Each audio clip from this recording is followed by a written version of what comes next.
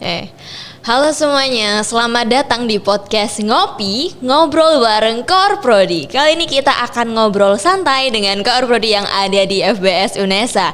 Oke, sebelumnya kenalin, aku Rahma dari FBS. Hari ini kita akan membahas seputar prodi-prodi yang ada di FBS Unesa. Oke, kali ini kita akan ngobrol santai dengan Koor Prodi S1 Sastra Inggris. Selamat pagi Pak Ali. Selamat pagi Mbak Rahma. Bagaimana kabarnya Bapak? Alhamdulillah baik sekali. Terima kasih. Selamat pagi teman-teman semuanya. Selamat berjumpa dengan saya Koor Prodi S1 Sastra Inggris FBS Unesa. Oke, baik Pak Ali. Terima kasih ya Pak Ali sudah meluangkan waktunya untuk ngobrol-ngobrol dengan saya. Mungkin boleh Pak Ali ceritakan sedikit mengenai S1 Sastra Inggris ini seperti apa, Bapak?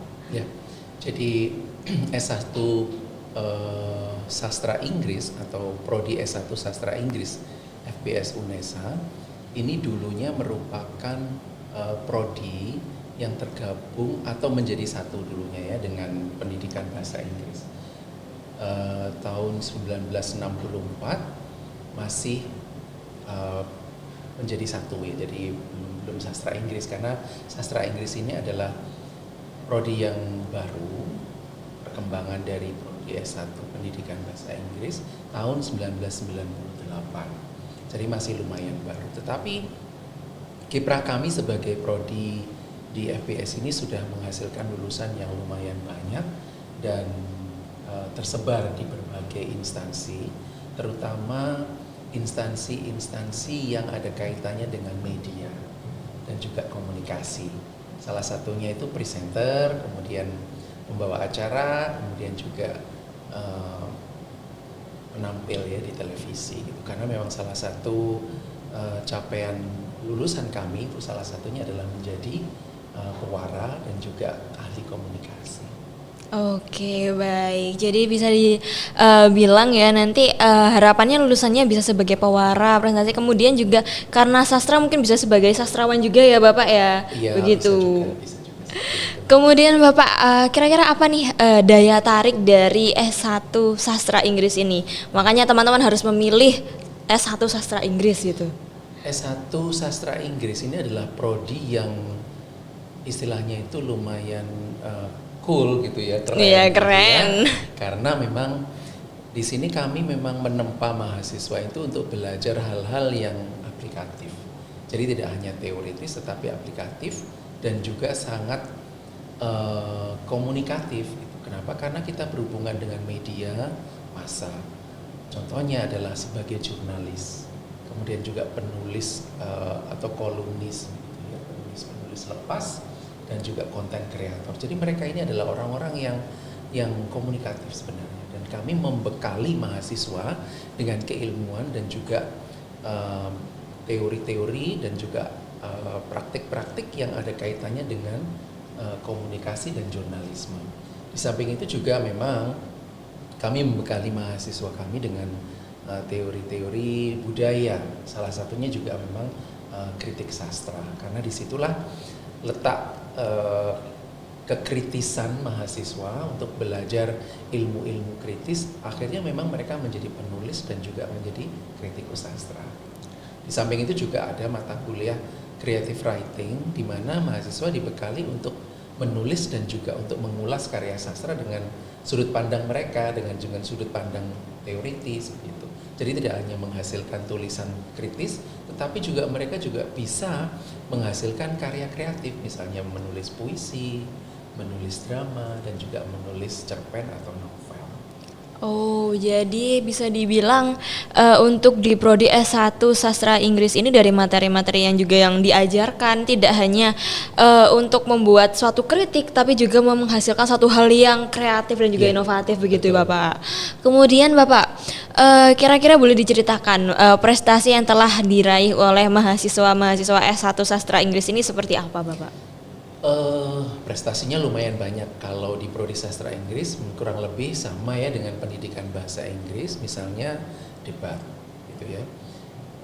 NUDC ini adalah salah satu platform untuk kompetisi berdebat. Kemudian juga mahasiswa kami juga mengikuti lomba-lomba misalnya storytelling, kemudian menjadi presenter TV dan sebagainya itu, atau news anchor gitu. Nah, mahasiswa dari prodi S1 Sastra Inggris banyak yang menjadi juara juga di sana ya. Kemudian juga kepenulisan, misalnya menulis cerpen, menulis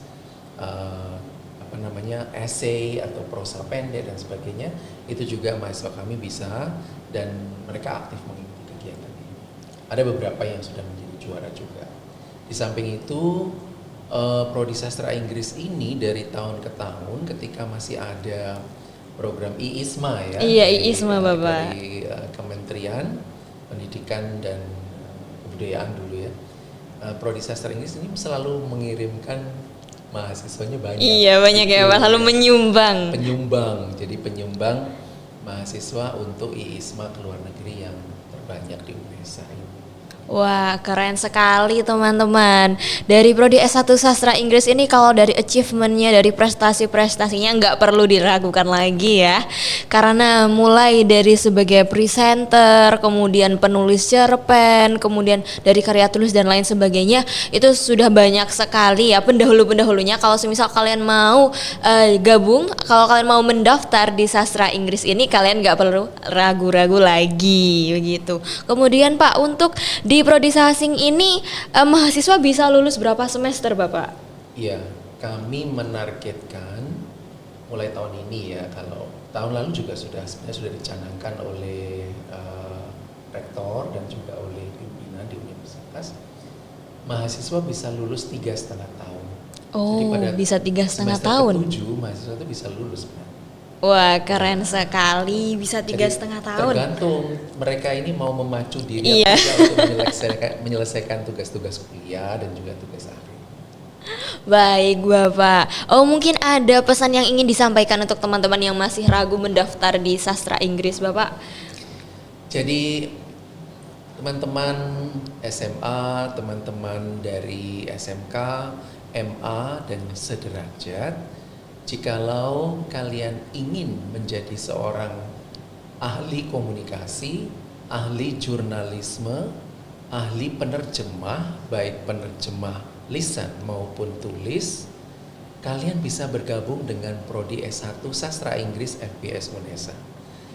Prodi S1 Sastra Inggris UNESA adalah prodinya para jawara di sana. Okay. Karena kalian nanti akan menjadi jawara komunikasi, kemudian media, kemudian turisme dan juga jurnalisme.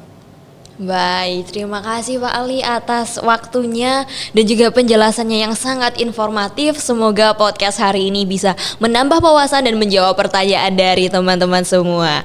Oke, saya Rama, sampai jumpa di kesempatan berikutnya. Dadah.